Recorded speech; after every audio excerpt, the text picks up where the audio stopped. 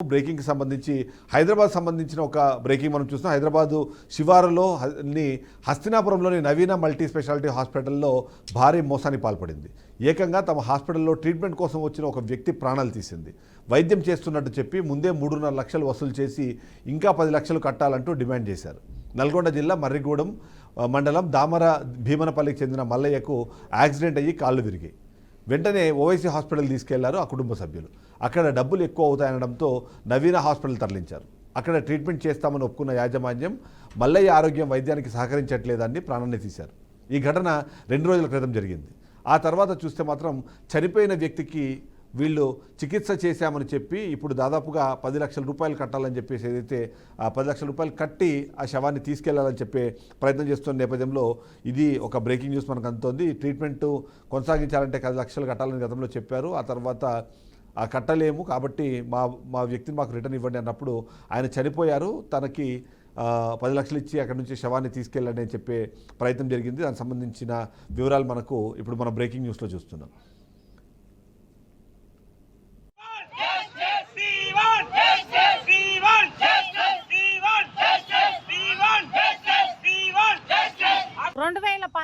Accident అయింది sir ఆయనకి. అయితే రాడ్ ఇన్ఫెక్షన్ అయిందని మేము హాస్పిటల్కి వచ్చిన వీడికి ఇన్ఫెక్షన్ అయిందని ఎల్ఓసిపి సారు ఈయన మా ఊరు సొంత ఊరు సుధాకర్ రెడ్డిది టీపీ గౌరారం సార్ మాది టీపీ గౌరారం నాంపల్లి మండలం టీపీ గౌరారం సుధాకర్ రెడ్డి సార్ మాకు తెలుసు.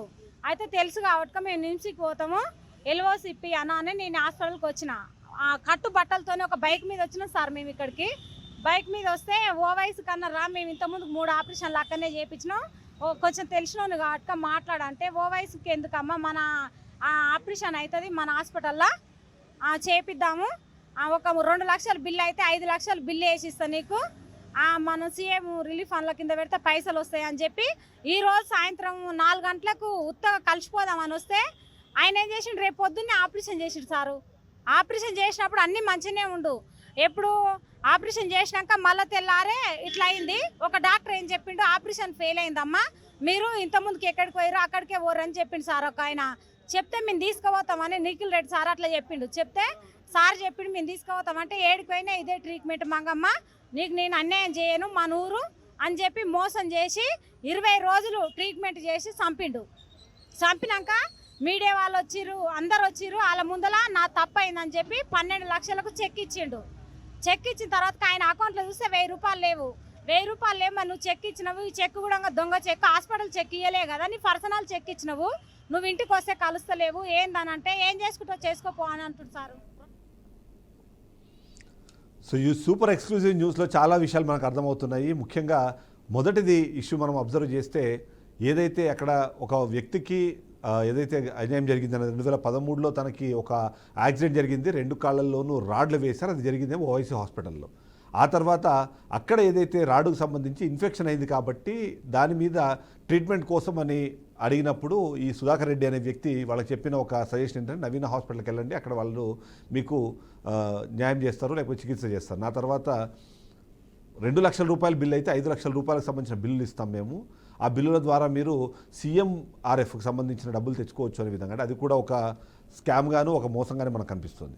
దీనికి సంబంధించి మరింత సమాచారం అందించడానికి మా అవుట్పుట్ ఎడిటర్ వెంకట్ ఫోన్ లైన్లో సిద్ధంగానో ఒకసారి అడుగుదాము. వెంకట్, ఏంటిది అంటే మల్టిపుల్ స్కామ్స్ ఇక్కడ మనకు కనిపిస్తున్నాయి. మొదటిది సంబంధం లేని ఒక ఆపరేషన్లో 2 లక్షల చికిత్సకి 5 లక్షల బిల్లు ఇస్తాము దాన్ని CMRFలో మీరు తీసుకోవచ్చు అని చెప్పడం అన్నది ఒకటి. రెండోది చనిపోయిన వ్యక్తికి చికిత్స చేశామని చెప్పి 10 లక్షలు డిమాండ్ చేసే ప్రయత్నం చేయడం. ఏంటి ఇవన్నీ ఎలా చూడాలంటారు? ఎవరైతే ఈ రూరల్ ఏరియాస్ నుంచి వస్తారో వాళ్ళని ఇలా నమ్మించి మోసం చేస్తున్నది రెగ్యులర్గా మారిపోయిందని అనుమానం అయితే చాలా మంది కలుగుతుంది. ఏమంటారు? ప్రైవేట్ ఆసుపత్రులు కార్పొరేట్ ఆసుపత్రుల తీరుకు ఎగ్జాక్ట్ గా ఇప్పుడు జరిగినటువంటి ఎల్బీ నగర్ పరిధిలోని హస్తినాపురంలోని ఏదైతే హాస్పిటల్లో నవీన్ మల్టీ స్పెషాలిటీ హాస్పిటల్లో జరిగినటువంటి సంఘటన సజీవ సాక్ష్యంగా నిలుస్తుంది. ఎంత దారుణంగా ప్రవర్తించారని చెప్పడానికి ఇదొక లివింగ్ ఎగ్జాంపుల్. సో ఆర్థిక స్తోమత సరిగా లేదని ఒక ఆసుపత్రిలో ప్రైవేట్ పెద్ద ఆసుపత్రిలో చూపించుకున్న తర్వాత ఏదైతే నల్గొండ జిల్లా మరిగూడెం మండలం దామర భీమనపల్లి చెందినటువంటి చిలువే మల్లయ్య అనే వ్యక్తికి యాక్సిడెంట్ లో కాలు విరిగిపోతే అది వాళ్ళు ఓవైసీ హాస్పిటల్ హైదరాబాద్ లో ఓవైసీ హాస్పిటల్ తీసుకెళ్లటం ఆ తర్వాత అక్కడ రాడ్ వేయటం. ఆ రాడ్ వేసిన తర్వాత తీయాల్సి ఉంటుంది కాబట్టి తర్వాత కొన్ని రోజుల తర్వాత అక్కడికి వెళ్ళటం, వాళ్ళు 3 లక్షలు ఇస్తేనే తాము రాడ్ తీస్తామని చెప్పడంతో అంత ఆర్థిక స్తోమత లేనటువంటి ఈ మల్లయ్య వ్యక్తులు ఎవరైతే ఉన్నారో, బంధువులు ఎవరైతే ఉన్నారో వారంతా కూడా ఎల్బీనగర్ సమీపంలో ఉన్నటువంటి హస్తినాపురంలోని నవీన మల్టీ స్పెషాలిటీ హాస్పిటల్కి తీసుకెళ్తే తక్కువ చేస్తారని తక్కువ చేస్తారు సోదట్ ఏంటంటే వాళ్ళకి కొంత రిలీఫ్ గా ఉంటుందని భావించారు. కానీ అక్కడ కూడా తీవ్ర అన్యాయం జరిగింది. కంప్లీట్ గా అంటే తక్కువగా ట్రీట్మెంట్ చేసి మీకు రిలీఫ్ అందిస్తాం అన్న వాళ్ళు 3,50,000 తీసుకున్నారు. చెల్లించి ట్రీట్మెంట్ చేసి ఇంకా ఇతర సమస్యలు ఉన్నాయి, మరో 10 లక్షలు ఇస్తేనే మీకు మరింత అంటే వైద్యం చేస్తామని ఒక వాదన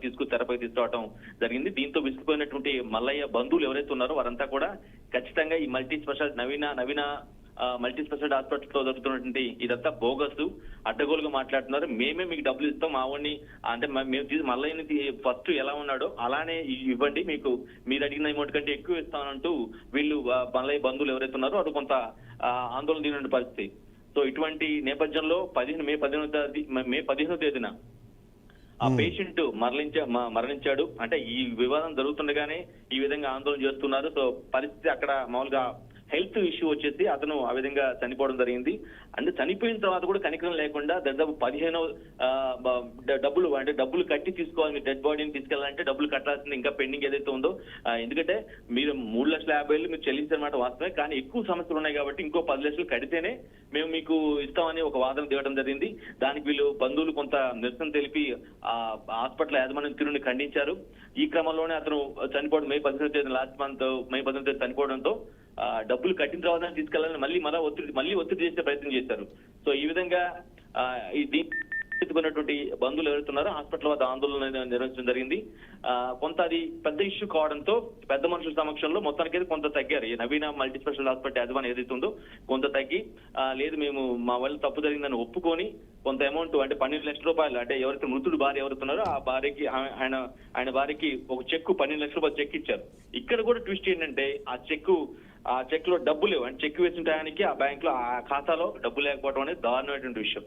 ఎన్ని రోజులు ఆ రోజు నుంచి ఈ రోజు వరకు కూడా ఆ మల్లయ్య భార్య ఎవరైతే ఉన్నారో ఆమె రోజు హాస్పిటల్కి వెళ్ళి నవీన మల్టీ స్పెషాలిటీ హాస్పిటల్కి వెళ్ళి మీకు చెక్ ఇచ్చారు, ఆ చెక్ సంబంధించి ఇప్పటికీ అది బౌన్స్ అయింది, ఇప్పటికీ డబ్బులు లేవు, నేను ఎన్నిసార్లు తిరగాలని ఎంత చెప్పినప్పుడు కూడా అసలు ఏమాత్రం కూడా పట్టిన పరిస్థితిలో నవీన మల్టీ స్పెషాలిటీ హాస్పిటల్ రకరకాల అంటే వాళ్ళని కొంత ట్రాప్ లో దించారు. ఏ విధంగా అంటే మీకు బిల్లులు పెట్టుకుంటే వచ్చేస్తుంది, ఆ పథకం కింద ఈ పథకం కింద మీరు ఖర్చు పెట్టిన మొత్తానికి ఎక్కువ వచ్చేస్తాయంటూ ఒక నమ్మించి వారితో డబ్బులు కట్టించుకుని తర్వాత అడ్డగోలుకు ప్రవర్తించడం, మాట్లాడడం, ఇష్టానుసారం మీకు వచ్చినట్టు చేసుకోండి అంటే తప్పు ఒప్పుకొని ఇంత మొత్తం కడతామని పెద్ద మనుషుల సమక్షంలో ఒప్పుకున్న తర్వాత కూడా ఆ విధంగా నిరంకుశంగా మీరేం చేసుకుంటారు లేదు అంటే వీరి అవతల వ్యక్తి ఉన్నటువంటి ఆ పేషెంట్ తాలూకా పేదరికాన్ని అలసత్వాన్ని అంటే ఆయన యొక్క ఆయన చేయలేని తనాన్ని అడ్డుగా పెట్టుకుని అడ్డగోలుగా కార్పొరేట్ హాస్పిటల్ ఏదైతుందో నవీన మల్టీ స్పెషల్ హాస్పిటల్ ఈ విధంగా జరిగింది. బట్ బాధిత మృతుడి బంధువులు మాత్రం ఖచ్చితంగా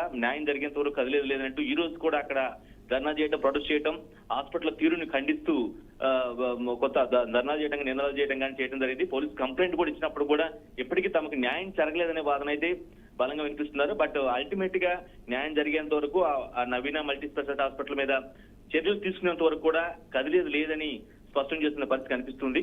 అంటే ప్రైవేట్ హాస్పిటల్లో జరుగుతున్నటువంటి తీరుకి ఇది ఎంత దారుణమైన ఇన్సిడెంట్ అంటే ఆ విధంగా నమ్మబలకు తగ్గించి ట్రీట్మెంట్ చేస్తామని చెప్పి వెంకట అంటే ఇక్కడ ట్రీట్మెంట్ చేయడం అన్నది ఒకటి. ఇక్కడ కీలకమైన అంశం ఏంటంటే రూరల్ ప్రాంతాల నుంచి వచ్చి ఇక్కడ హైదరాబాదు ముఖ్యంగా ఏదైతే శివారు ప్రాంతాల్లో ఉన్న హాస్పిటల్స్ ఉన్నాయి వాటిలో మీకు అడిగినంత బిల్లులు ఇస్తాము, వాటిని మీరు మళ్ళీ క్లెయిమ్ చేసుకునే ప్రయత్నం చేయండి, ఇన్సూరెన్స్ కానివ్వండి లేకపోతే CMRF ఇట్లాంటి వాటిల్లో క్లెయిమ్ చేసుకునే ప్రయత్నం చేయండి అని చెప్పడం అన్నది ఇవన్నీ చూస్తుంటే అది ఇంకో రకమైన స్కామ్గా ఏమైనా చూడాలంటారా? ఖచ్చితంగా ఇది వాళ్ళు అలవాటు పడినటువంటి నేచర్ గా అర్థమవుతుంది. ఇటువంటి కేసులు ఎన్నో చేశాము, సో మీకు కూడా అలా వచ్చేస్తుంది అంటే వచ్చింది లేదనేది వారికి మాత్రం తెలుసు. సదరు బాధితులు ఎవరైతే గతంలో పేషెంట్లు ఎవరైతే ఉన్నారో వారిని నమ్మి అక్కడికి వెళ్ళినటువంటి వ్యక్తులు ఎవరైతే ఉన్నారో వారికి తెలుస్తుంది, యాజమాన్యానికి తెలుస్తుంది. కానీ బట్ ఫ్రెష్ గా వచ్చే వాళ్ళందరూ కూడా ఇదే విషయం చెప్తూ ఉంటారు. మీకు ఏ CMRF ఫండ్ ద్వారానో లేదంటేనో మరో పథకం ద్వారానో మీరు ఇన్సూరెన్స్ క్లెయిమ్ చేసుకోవచ్చు, మీకు ఎక్కువ బిల్లు ఇచ్చేస్తాం, సో దట్ మీరు ఖర్చు పెట్టిన దానికంటే ఎక్కువ మీకు వచ్చేస్తుంది, సో మీకు న్యాయం జరుగుతుంది మాకు న్యాయం జరుగుతుంది అట్లా కన్విన్స్ చేసి రోగులను తీసుకెళ్లడం, ఈ విధంగా వారి జీవితాలతో ఆటలాడుకోవడం ఖచ్చితంగా కనిపిస్తుంది. అందుకే వాళ్ళు దానికి అలవాటు పడ్డ నేచర్ కాబట్టి ఈ విధంగా రకరకాలుగా స్కామ్ల ద్వారా చేసి, అంటే ఇది ఒక స్కామ్ అనే భావించాల్సిన అవసరం ఉంటుంది. ఇప్పుడు చిలువేరు మల్లయ్య అనేది ఒక కేసు మాత్రమే. ఇంతకు ముందు మనకు తెలియకుండా అదే హాస్పిటల్లో ఇటువంటి కేసులు ఎన్ని జరిగాయో, ఎంతమందికి అంటే ఫేక్ గా బిల్లు ఎక్కువ అధికంగా ఇచ్చేయటం కానీ, వారిని కన్విన్స్ చేసి వారి దగ్గర ఉన్నటువంటి క్యాష్ ని అప్పటికప్పుడు తీసుకోవటం, తర్వాత బిల్లుల రూపంలో మీరు తెచ్చుకోండి, మీకు ఈజీగా వచ్చేస్తుంది, క్లెయిమ్ చేసుకోవచ్చు అని చెప్పేసి ఎక్కువ బిల్లులు పేషెంట్ తాలూకు ఇవ్వటం కానీ, ఇవన్నీ కూడా ఒక ప్రక్రియ, చాలా చాలా రోజులుగా జరుగుతున్న ప్రక్రియగానే భావించాల్సిన అవసరం ఉంది. వీటిపై ఖచ్చితంగా అధికారులు స్పందించి చర్యలు తీసుకోకపోతే మాత్రం ఇది ఒక అలవాటుగా మారిపోయి పేద రోగుల్ని పీల్చుకుని వారి రక్తం తాగేటువంటి పరిస్థితికి వచ్చే అవకాశం కనిపిస్తుంది. రైట్. ఒకసారి మేము సుధాకర్ రెడ్డితో కూడా మాట్లాడే ప్రయత్నం చేస్తున్నాము. ఆయన ఫోను బిజీ వస్తుంది. సో ఆయన ఒకసారి మనం కాంటాక్ట్ అయ్యే ప్రయత్నం చేద్దాం. అసలు ఏంటి ఇష్యూలో వీళ్ళు చేసింది ఏంటి అనేది ఒకసారి మాట్లాడే ప్రయత్నం చేద్దాం.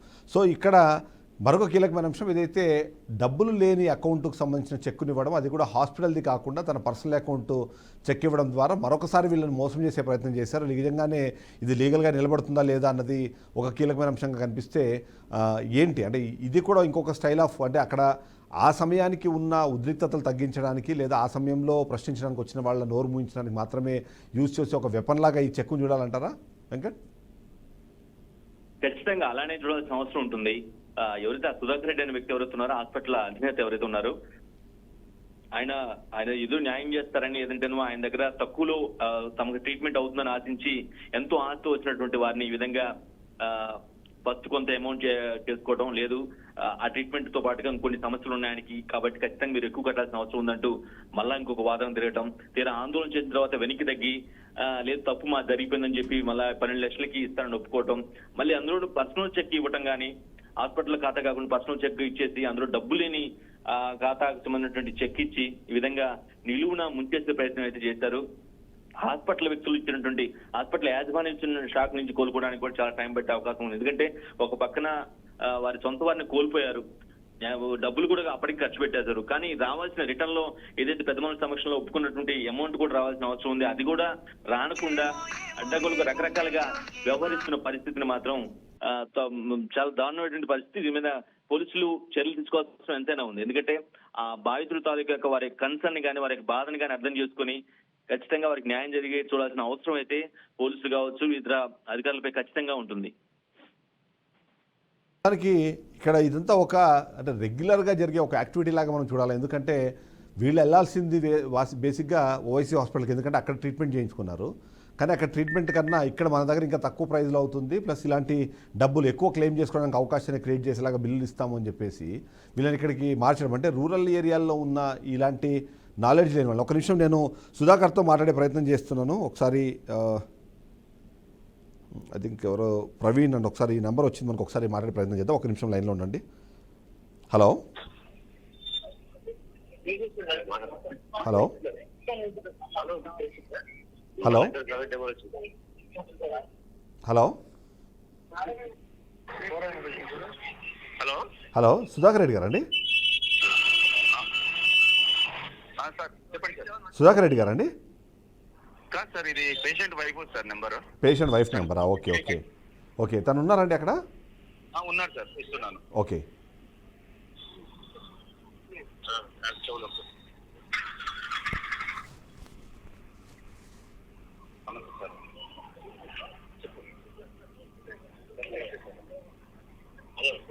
హలో అమ్మ నమస్తే అమ్మా, నేను బీఆర్కే న్యూస్ నుంచి మాట్లాడుతున్నాను. అదే అమ్మ, ఇదే మల్లయ్య అని మీ హస్బెండ్ చనిపోయారు, దానికి సంబంధించిన ఇష్యూ ఉంది కదా, దాని గురించి మాట్లాడదామని కాల్ చేశాను.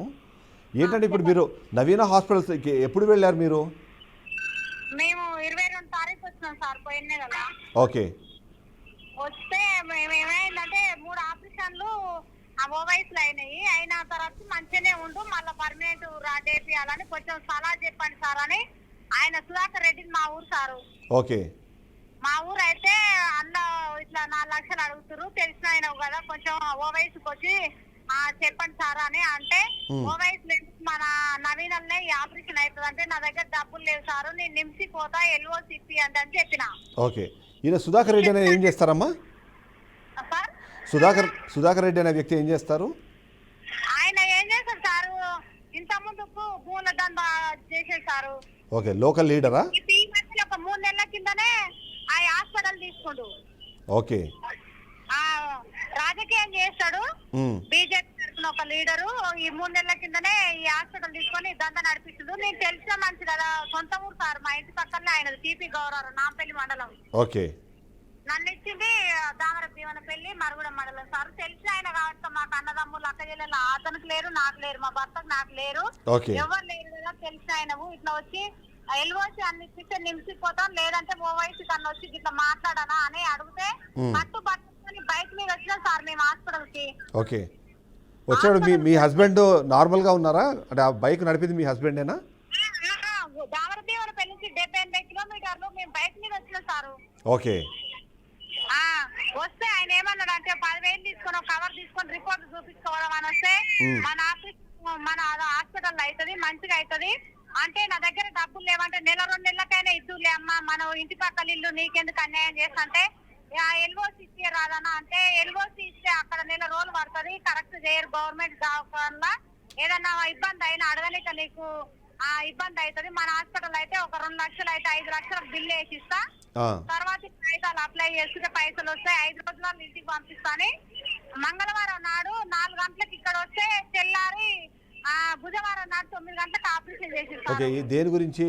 ఏవైతే రాడ్లు ఉన్నాయో రాడ్లు తీసి పర్మనెంట్ సర్జరీ కోసం ఆపరేషన్ చేసినాక 2 రోజులు మాట్లాడింది సార్. మాట్లాడినాక వాళ్ళకు సీన్ అర్థమైంది, ఈయన బతకడని అర్థమైంది. నిఖిల్ రెడ్డి సార్ అని ఆపరేషన్ ఫెయిల్ అయిందమ్మా, ఆయన బతకడు, మీరు పాత హాస్పిటల్ కన్నా తీసుకోపోండి, ఎక్కడన్నా తీసుకోపో పైసలు వేస్ట్ చేసుకోకని మమ్మల్ని పక్కకు పిలిచి చెప్పింది సార్ ఒక ఆయన. ఓకే, అందులో పనిచేసి ఇంకో డాక్టర్, ఇందులో పనిచేసే డాక్టర్ చెప్పిండు. చెప్తే నేను అక్కడ తీసుకుపోతాం రెడ్డి అంటే ఆ 7 పైన ఇదే ట్రీట్మెంట్, 7 పైన ఇదే ట్రీట్మెంట్ అని 2 లక్షలకు పైసలు ఒప్పుకున్నాక 5 లక్షల రూపాయలు కట్టించుకోండు. ఓకే, 5 లక్షలు కట్టించుకున్నాక 16,50,000 బిల్లు చేసిండు. 25 రోజులు ఒక చేసినాక 3 రోజులు మంచిగా ఉండు, తర్వాతకి వెంటిలేటర్ పెట్టిండు. పైసలు కావాలంటే నేను 2 లక్షలు ఒప్పుకున్నాక 5 లక్షలు కట్టానా, నా దగ్గర పైసలు లేవు, నీకు దండం పెడతా, నా భర్త బండి మీద ఎత్తొచ్చిండు అట్లా పంపించండి, నాకు 2 ఎకరాల భూమి ఉంది, నీకు ఎకరం భూమి నేను పట్ట చేస్తా గానీ నా వల్ల కాదు, నేను ఊర్లో పోయి చేయలేని పరిస్థితి అని చేతులు ఎత్తి దండం పెట్టినా. ఓకే, దండం పెడతా అన్నట్టుగా నిన్ను నేను అడుగుతున్నాను అమ్మ ఏమొద్దులే అని నా ముందర అంటుండు. మళ్ళీ ఎంబోడి వాళ్ళ నీళ్ళని పిలిపించి పైసలు టైప్ చేసి పైసలు కడితేనే ట్రీట్మెంట్ చేస్తా లేకుంటే లేదని అంటే ఒక లీడర్ ఇచ్చి ఏడిచిన గిట్ల సంఘటన హాస్పిటల్ గిట్ల చేస్తారంటే ఆయన వచ్చి బెదిరించిండు. బెదిరించాక 25 రోజుల తర్వాతకి ఇంకా 5 లక్షలు కట్టాక అడగలేదు, 16,50,000 బిల్లు అయింది, ఇంకా అడగలేదు. ఈయన చనిపోయిండు, 15వ తారీఖు నాడు చచ్చిపోయిండు. చచ్చిపోయినాక ఏంటి ఎట్లా చేస్తామంటే ఆపరేషన్ ఫెయిల్ అయింది, నాకు తప్పైంది అని మీడియా వాళ్ళ ముందల SICIల ముందల ఊరు నుంచి ఒక సర్పంచ్, ఎంపీటీసీలు, జెడ్పీటీసీలు అందరు కూడా వస్తే వాళ్ళ ముందల ఒక 12 లక్షలు ఇస్తానని, ₹1,00,000 కాంచి డిమాండ్ చేస్తే 12 లక్షలు ఇస్తానని చెక్ ఇచ్చారు సారు. ఓకే, ఇప్పుడు ఆ చెక్ వెళ్ళట్లేదు, ఫోన్ చేసి ఎత్తట్లేదు. ఊర్లో ఏం చెప్తుండ్రు, నేను మీడియా వాళ్ళకి 2 లక్షలు ఇచ్చిన, ఆ పోలీసు వాళ్ళకి 5 లక్షలు ఇచ్చిన, మెడికల్ వాళ్ళకి 3 లక్షలు ఇచ్చిన, నాకు 10-20 లక్షల ఖర్చు అయింది. ఒక మంగళ ఆమెకి నేను 16 లక్షల రూపాయలు నెట్ క్యాష్ ఇచ్చినని. మీకు 16 లక్షలు ఇచ్చారని? మీ పేరమ్మా? మీ పేరు? నా పేరు చిల్వేరు మంగమ్మ సార్, భర్త పేరు మల్లయ్య. మంగమ్మ మీ పేరు? చిలువేరు మంగమ్మ. ఓకే, సో మీకు చిల్వేరు మల్లయ్య. ఓకే ఓకే, 16 లక్షలు ఇచ్చిన మంగమ్మకు నాకు సంబంధం లేదు. పోలీసు వాళ్ళకు 5 లక్షలు ఇచ్చిన, మీడియా వాళ్ళకు 2 లక్షలు ఇచ్చిన, మెడికల్ వాళ్ళకు 3 లక్షలు ఇచ్చిన, మంగమ్మకు 15 లక్షలు ఇచ్చిన అంటే నాకు 30 లక్షలు అప్పు సార్. 30 లక్షలు అప్పు. హలో, సుధాకర్ రెడ్డి గారండి? నమస్తే అండి, నేను BRK న్యూస్ నుంచి చిదంబరం మాట్లాడుతున్నాను అండి. సార్, ఇప్పుడు ఈ మల్లయ్య గారిది ఏంటి సార్ ఇష్యూ? మల్లయ్య గారిది ఏంటి సార్ ఇష్యూ? సార్ ఏం లేదు సార్, వాళ్ళది సర్జరీ అయింది మన దగ్గర. ఓకే, అలాగే ఆల్రెడీ ఓల్డ్ హిస్టరీనే బాగాలేదు సార్. సుధాకర్ రెడ్డి గారు కదండి? అవునండి. ఓకే ఓకే సార్, చెప్పండి సార్. ఓల్డ్ హిస్టరీనే బాగాలేదు. ఏమైనా ఉంటే హిస్టరీ అంటే కండిషన్ వివరాలు ఏమైనా ఉంటే మీరు డాక్టర్ కానీ చెప్తారు కూర్చోబెట్టి. ఓకే, కండిషన్ వివరాలు మేము చెప్పలేము నాన్ మెడికల్. లేదు, ఏం జరిగింది ఇష్యూ చెప్పండి సార్. ఇష్యూ చెప్పండి, నా కండిషన్ గురించి కాదు. ఇష్యూ ఏమంటే వాళ్ళు ఏం చేసారు, ఆ పేషెంట్ తీసుకొచ్చినాక వాళ్ళు సడన్ గా ఆయనకు ఇంతకుముందు కూడా సర్జరీలు అయినప్పుడు అయింది అట్లా నేను సేమ్ ఆయన డబ్ల్యూబీసీ కౌంట్ పెరిగి ఎక్స్పైర్ అయ్యాడు. ఓకే. కంట్రోల్ రాలే. ట్రీట్మెంట్ పరంగా మాదేం తప్పలేదు. ఓకే. అయితే వాళ్ళు ఏం చేశారు, మేము రేపు కడతాంలే ఎల్లుండి కడతాంలే అది ఉన్న ఊరోళ్ళం ఏమైతే మన ఊరోళ్ళం ఎగ్గొట్టిపోతాం అది ఇది అని చెప్పేసి పేమెంట్ కూడా చేయలే. ఓకే. 20 రోజులు వెంటిలేటర్ మీద ఉన్నారు. 11 లాక్ పైన హాస్పిటల్ బిల్ అయింది, ఫార్మసీ కాక. ఇవన్నీ అయినాక పేషెంట్ ఎక్స్పైర్ అయిన ముందు ఎంతో కొంత కడతాం వెళ్ళిపోతాం అని ఫస్ట్ చెప్పారు. సరిగా మీ శాతం ఎంత ఏదో చేసుకోరు, ఇక మనం కూడా ఏం చేస్తలే, నేను దురదృష్టం బాగాలేనప్పుడు అని అనుకున్నాం. మళ్ళీ ఒక 2 hours లో వేరే వచ్చింది వాయిస్. ఓకే. గొడవ చేశారు. నైట్ ఒక 20 times డిఎంహెచ్ కాల్ చేస్తుంటారు. కలెక్టర్ ఆఫీసులకు వాళ్ళకి బాగా కాల్స్ చేసారట. నేను లేను. ఓకే. నేను ఒక 500 kilometers బయట ఉన్నా. ఓకే.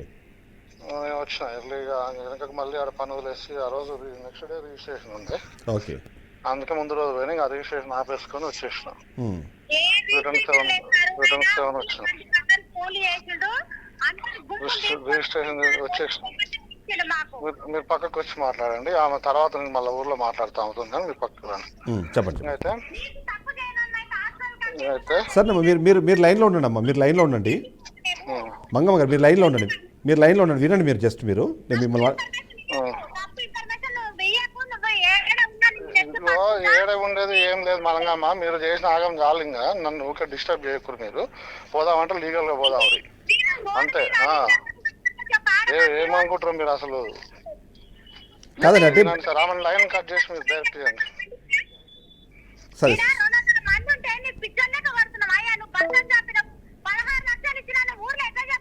ఒక నిమిషం, ఆయన ఫోన్ కట్ చేశారు.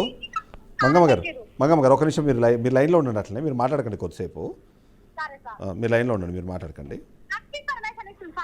అదే మీరు మాట్లాడదమ్మా, తర్వాత నేను మిమ్మల్ని అడుగుతాలేండి.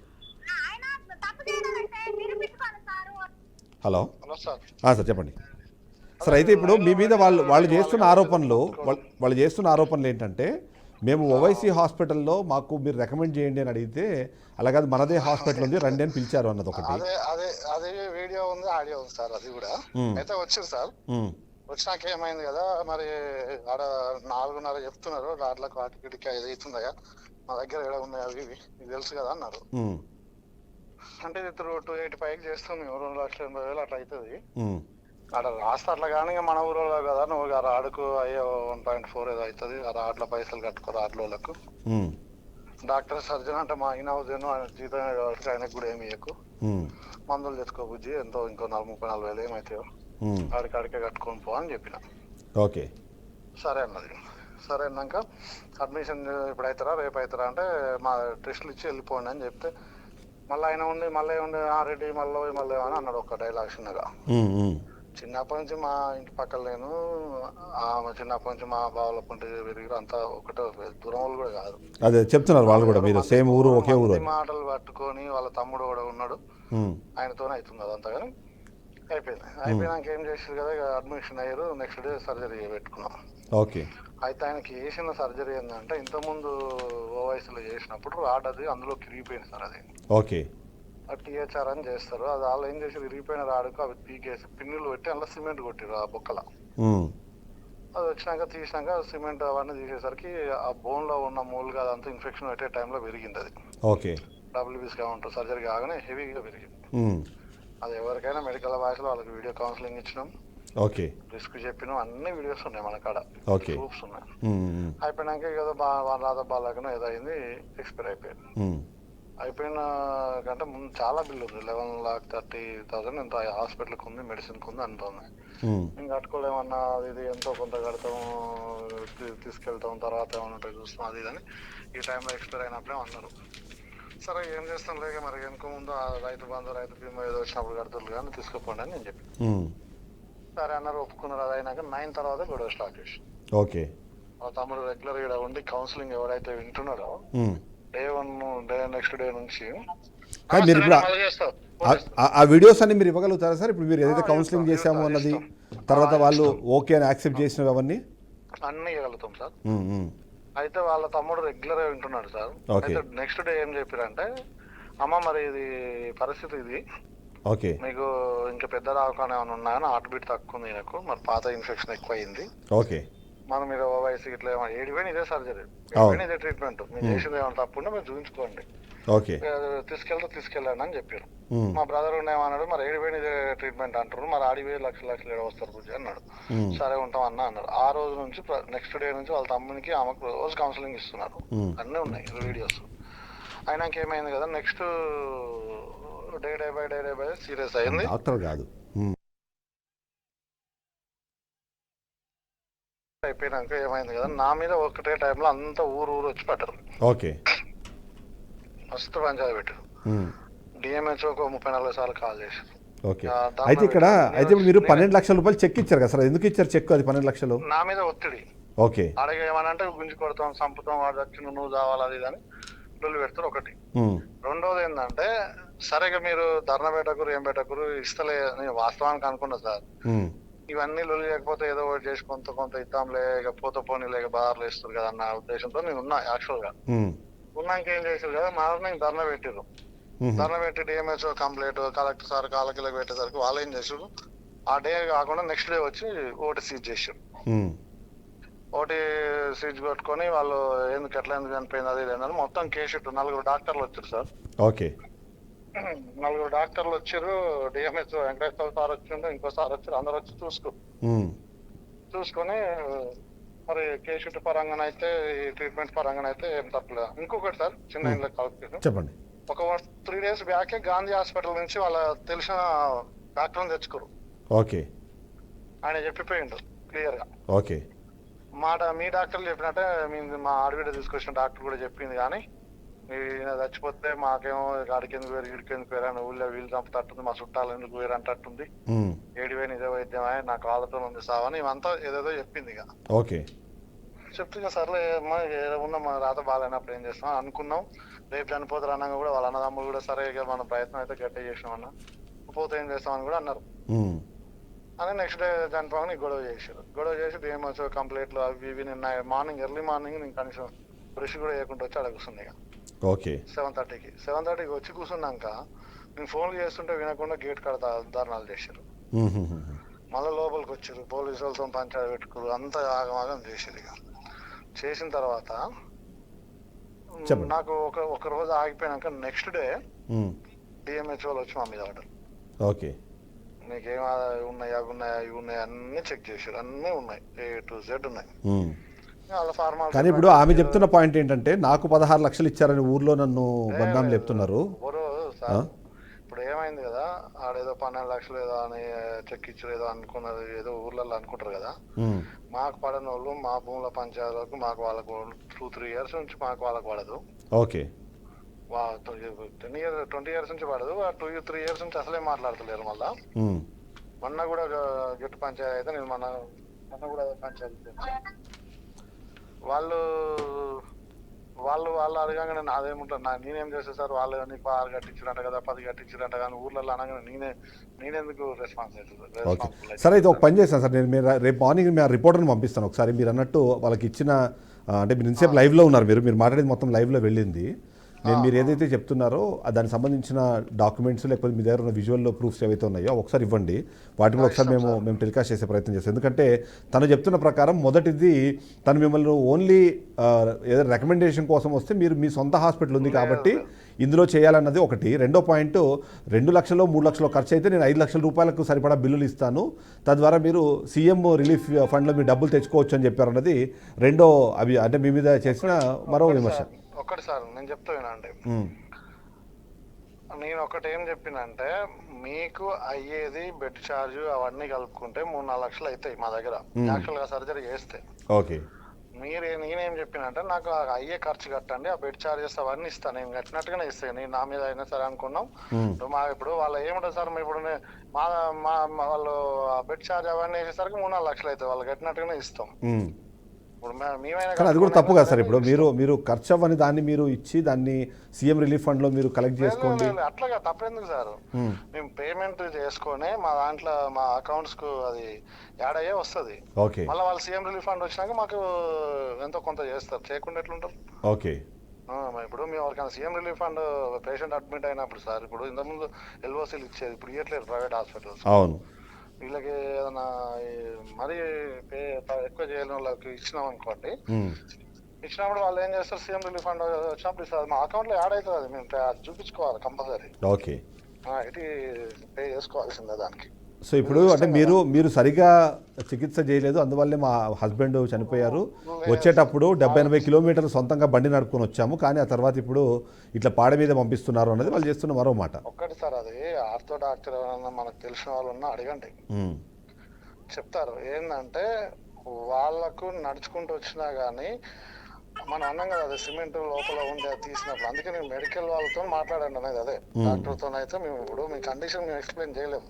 అదేలేండి. కండిషన్ ఎంతసేపు ఉన్నా మీకు డాక్టర్లతో మాట్లాడిపిస్తాం, దానికి ఇబ్బంది ఏం లేదు. మీరు డాక్టర్లతో మాట్లాడిపిస్తాను, డాక్టర్లు ఉంటారు, వాళ్ళకి ఏం ట్రీట్మెంట్ చేసింది, కేస్ షీట్ అంతా ఉన్నది, డిఎంహెచ్ఓ సార్ వాళ్ళు చెక్ చేసిపోయినారు. మా సైడ్ నుంచి ఏ 1% ఉన్నా కానీ దానికి మేము బాధ్యులం, దానికి ఇబ్బంది లేదు. Right, okay. సుధాకర్ రెడ్డి గారు, నేను రేపు మా ప్రతినిధి మీ దగ్గర పంపిస్తాను. ఒకసారి మీరు దానికి సంబంధించిన డాక్యుమెంట్స్ డీటెయిల్స్ ఏమైనా ఒకసారి పంపించండి. Thank you. మంగమ్మ గారు, ఇప్పుడు ఆయన చెప్తున్న ప్రకారము 16 లక్షలు నేను ఇచ్చాను అన్న విషయం నేను ఎక్కడా మాట్లాడలేదు. ఊర్లలో ఎవరో మాట్లాడుకుంటే దానికి నేను ఎట్లా రెస్పాన్సిబుల్ అవుతాను అన్నది ఒక మాట మాట్లాడుతున్నారు. రెండోది, మీకు ప్రతి ఒక్కటి మీకు సమాచారం ఉంది, ఏది ఇన్ఫెక్షన్ సంబంధించి అని ప్రతి ఒక్కటి మేము చెప్పాం వాళ్ళకి ప్రతి విషయంలోనూ ఐడియా ఉంది. ఇంకోటి, గాంధీ హాస్పిటల్ నుంచి మీరు ఎవరో తీసుకెళ్లారట కదా, ఎవరు ఆ డాక్టర్? ఎవరు ఆ డాక్టర్ కూడా ఏం రాలేదు సార్. వచ్చిన ఎవరో ఒకరి నుంచి నేను లేని ఆ రోజు తీసుకొస్తే వీళ్ళు ట్రీట్మెంట్ మంచిగా చేస్తలేరు, ఇబ్బంది అయింది, వేరే హాస్పిటల్ తీసుకుపోదాం అన్నా గానీ ఆయన వెంటిలేటర్ పెట్టిరు, తీసుకుపోయిన ఆయన బతకడని చెప్పిండు ఆ డాక్టర్ వచ్చి. ఓకే, వీళ్ళేం చేసిరు, ఎట్లా ఇంకా వీళ్ళు బిల్లు కడతలేరు, పైసలు ఇలాంటి భూమి పట్ట చేస్తా అంటుంది అని ఎంఆర్ఓ స్కానింగ్ కు పంపిస్తాము, సంతకం పెట్టమ్మా అని ఈయన బతకడని చెప్పి ఎంఆర్ఓ స్కానింగ్ కు పంపించి అటు నుంచి ఎట్లా ఆక్సిజన్ తీసి ఆయన చనిపోతాడు పంపిద్దామని ప్లాన్ చేసిస్తారు వాళ్ళు. చెప్తే నేను ఇట్లా వీళ్ళు ప్లాన్ చేస్తారని ఒక డాక్టర్ నాకు ఇళ్ళ ఆయన చెప్తే ఒక లీడర్ ని పిలిపిస్తే ఆయన చనిపోయింది అమ్మ ఆల్రెడీ, వాళ్ళ ఎంఆర్ఓ స్కానింగ్ అని చేతులు ఎత్తే శానిటైజర్ అదే పంపిద్దామని చూస్తున్నారు. నువ్వు సంతకం పెట్టకని అన్న నన్ను సంతకం పెట్టనియలే. ఓకే, సో ఇప్పుడు మీ బ్రదర్ ఎవరో ఉన్నారు, ఆయన కూడా ప్రతి ఒక్క ఇన్ఫర్మేషన్ ఉంది, సమాచారం మేము ఇచ్చాము, ఆయన ఓకే అన్న తర్వాతనే మొత్తం చేశాము అన్నది ఇప్పుడు సుధాకర్ రెడ్డి చెప్తున్నమాట.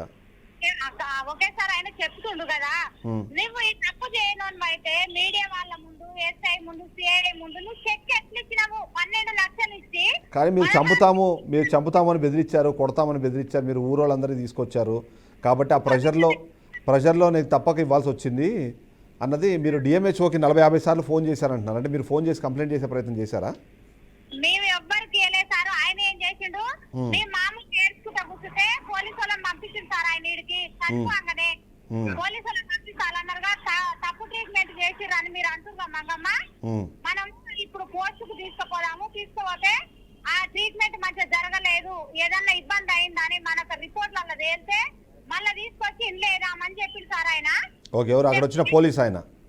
ఇక్కడ వచ్చిన పోలీస్ ఆయన చెప్పిండు. చెప్తే నేను సుధాకర్ తప్పు చేయనోడైతే ఇక్కడ ఉండాలి కదా సార్, ఈయన చచ్చిపోగానే ఎందుకు వెళ్ళిపోయిండు, ఒక మాట ఈయన ఉండి మరి నేను ఏమేమి ట్రీట్మెంట్ చేస్తాను అన్ని రిపోర్ట్లు చూసేయాలి కదా సార్, ఎందుకు వెళ్ళిపోయిండు ఆయన రాకుండా. నేనంటే ఆయన అనగా, నువ్వు తిక్కటి కేశాలు వేస్తే నేను బొక్కలు వేస్తా, నువ్వు నకాలు దేనికి అన్నాడు సార్ ఆయన. సరే, ఓకే. కానీ ఇప్పుడు మీ బ్రదర్కి వాళ్ళందరికీ ఆల్రెడీ దీనికి సంబంధించి పూర్తి సమాచారం చెప్పాను అంటున్నాడు ఆయన, ఏం చెప్పలేదా మీకు? రెడ్డి సార్ వాళ్ళు అలా చిన్నమ్మలు ఇద్దరు మా ఊర్లో ఉండ్రు. ఆయన నేను చచ్చిపోగానే ఆ సర్పంచ్ అలా రెడ్డి అందరు కూడా ఫోన్లు చేసి మళ్ళీ చచ్చిపోయిండు, అమ్మాయి పోలీసు వాళ్ళు వచ్చినా బెదుర్తలేదు అని చెప్పి అందరికి ఫోన్లు చేసినట్ట. ఫోన్లు చేస్తే మేమేం చేసినాం, మేము కూడా ఫోన్ చేసినాం. చేస్తే వచ్చిరు కానీ రెడ్డి ఎట్లుంటారు సారు, ఒక్క రెడ్డిస్ 100 మందిని చిల్లర జాతిని ఆట ఆడిస్తాడు, మేమేం ఆట ఆడలేకపోయినాం ఆయనని. ఆయన రెడ్డిస్ వచ్చారు కానీ ఎవరు కూడా పాపం వాళ్ళు ఆయన రోజు మాట్లాడలే, నా రోజు మాట్లాడలే. రెడ్డిస్ మొత్తం నా గురించి ఆ ఊర్లో తెలుసు, మంచి పేరు ఉంటది. మా ఆయన అక్కడ జీతాలు చేసి బతికినాం సారు. పిల్లలు సర్పంచ్ ఆ ఎంపీటీ సొరకాడ ఆలకాడ ఇలకాడ కూడా మేము పనులు చేసి బతికిన వాళ్ళం కాబట్టి మా మీద సానుభూతితోనే వాళ్ళు ఎవ్వరు కూడా ఏం మాట్లాడలేదు. ఒక ఆడపిల్లని ఇబ్బంది పెట్టకు రెడ్డి, పైసలు ఇవ్వండి అని అంటే ఆయన ఏం చేసిండు, పైసలు ఇస్తామ్మా 12 లక్షలు ఇస్తా అని చెక్ రాసిచ్చిండు. హాస్పిటల్ చెక్ రాసియకుండా పర్సనల్ చెక్ ఇచ్చింది సారు. ఇచ్చి వాళ్ళ నాన్న చెల్లెలు నేను అమ్మోళ్ళ ఇంటికి నిరజేయనికపోతే వాళ్ళు ఊర్లో చాలా మంది మందలిస్తానికి వచ్చి 16 లక్షలు ఇచ్చిందంట కదా. అదే అదే వాళ్ళు చెప్పారు, నాకేం సంబంధము, నేను చెప్పలేదు ఎవరితోనూ. ఎవరో ఒకరు ఉంటే ఆయన మీద తగ్గతోని భూముల లొల్లులతోని సమాచారం నాకు ఇచ్చిరు, ఇట్లా దొంగగా ఇట్లా చెప్పి అనుకోవచ్చు. 3 మంది మొత్తం మనకు అట్లా చెప్పారు కదా సార్. గౌరవం ఆయన వడలు ఉంటారు, బీవనపల్లి ఉంటారు సో కదా. ఇప్పుడు మీకు డిఎంహెచ్ఓకి మీరు కంప్లైంట్ చేశారు కదా, మళ్ళీ అడిగారా ఇట్లా డిఎంహెచ్ఓ వాళ్ళు కంప్లైంట్ అంటే వాళ్ళు వెరిఫై చేశారు, అక్కడ ఏమీ తప్పు జరగలేదు అని వాళ్ళు చెప్పారు అన్నది సుధాకర్ రెడ్డి చెప్తున్నమాట. సుధాకర్ ఏమన్నాడంటే మీరు ఆయన కంప్లైంట్ ఇచ్చారు కాబట్టి వాళ్ళందరూ వచ్చి మళ్ళా తెల్లారి హాస్పిటల్లో లొల్లి పెడితే నేను 5 లక్షల రూపాయలు ఆయనకి ఇచ్చిన, పోలీసు వాళ్ళకి ఇచ్చిన, మీడియా వాళ్ళకి 2 లక్షలు ఇచ్చిన, 10, 15, 20 లక్షలు నాకు ఖర్చు అయినాయి, నీకు నేనేమి ఇయ్యనని ఫోన్ ఎత్తుతలేడు, ఆ చెక్ పాస్ అయితలేదు, ఇప్పుడు నువ్వేం చేసుకో సో ఈ మొత్తాన్ని మీరు ఇప్పుడు ఏం కోరుకుంటున్నారమ్మా? ఇప్పుడు మీరు ఏం కోరుకుంటున్నారు సుధాకర్ రెడ్డి దగ్గర నుంచి? నేను సుధాకర్ రెడ్డి నుంచి నాకు గొడవద్దు, ఏదొద్దు సార్. నా 12 లక్షల రూపాయలు ఆయన రాని అవసరం లేదు. నా 12 లక్షల రూపాయలు నాకు ఇస్తే ఈడ 200 మందిని నిన్న నుంచి రాత్రి వర్షానికి రాఘవేంద్ర హోటల్లో ఛాయ్ తాగి రోడ్డు మీద పండుకున్న సార్ గేట్ కాడ. పొద్దుగా నుంచి నన్ను చూసి ఆ కార్ వేసుకొని గ్లాస్ వేసుకొని పోతుండు. నువ్వు సొంత ఊరు ఇంటి పక్కల ఇల్లు ఎందుకు మంగమ్మ నువ్వు ఇట్లా చేస్తున్నావని అడుగుతున్నా సార్. ఆ రోజు అంటే రైట్ అమ్మ, ఒకసారి నేను యాక్చువల్లీ ఆయనతో ఇప్పుడు అడిగాను, మీ భర్తకి ఏదైతే ట్రీట్మెంట్ జరిగింది దానికి సంబంధించి అదంతా మీకు ఎక్స్ప్లెయిన్ చేశామని చెప్పి అన్నారు. ఆ డీటెయిల్స్ కూడా నేను తీసుకునే ప్రయత్నం చేస్తున్నాను.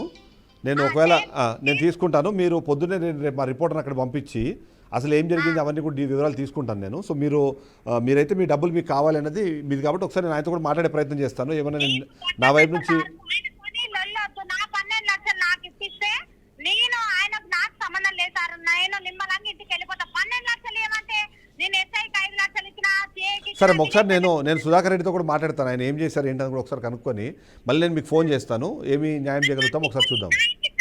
సార్ నాకు అప్పులో వచ్చిన 16 లక్షలు ఇచ్చిండ్రు అంటే ఊర్లో ఏంటంటే ఆ ఇంటికి యజమాని చనిపోయిండు, భార్యకి ఏం లేదు, 16 లక్షలు హాస్పిటల్ ఇచ్చినాక అప్పులెందుకు కట్టమని తాళం పెట్టిస్తారు. మీరు విలేకరులైనా ఎవరైనా దాగరబీవన పిల్ల మా ఇంటికి వచ్చి అప్పులను అడగండి, తాళం పెట్టాలని అడగండి. ఖచ్చితంగా నేను నా సైడ్ నుంచి అది తెలుసుకునే ప్రయత్నం చేస్తాను. తెలుసుకొని మీకు న్యాయం ఏం జరుగుతుందో నేను ఖచ్చితంగా చూస్తాను. మళ్ళీ సుధాకర్ రెడ్డితో నేను మాట్లాడతాను మళ్ళీ. ఓకేనమ్మా? ఓకేనా?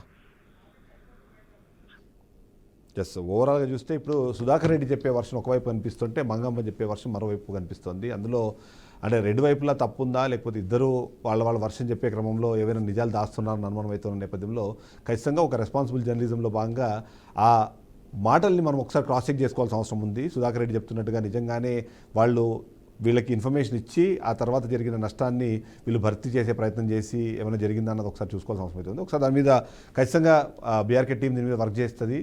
మంగమ్మకి న్యాయం జరిగేంత వరకు ఖచ్చితంగా తమ వైపు నుంచి పోరాటం కూడా చేస్తుందని చెప్తూ